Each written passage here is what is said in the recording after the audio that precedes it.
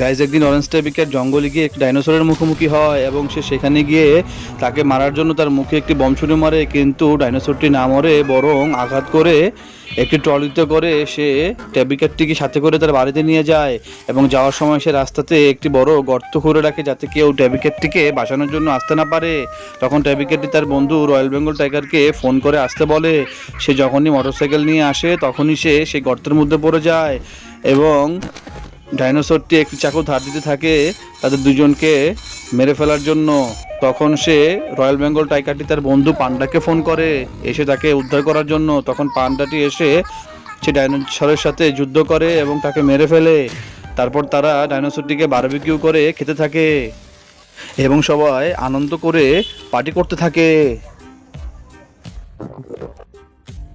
Guys, যদি ভিডিওটি ভালো লেগে থাকে তাহলে অবশ্যই চ্যানেলটি সাবস্ক্রাইব করে লাইক কমেন্ট শেয়ার করবেন।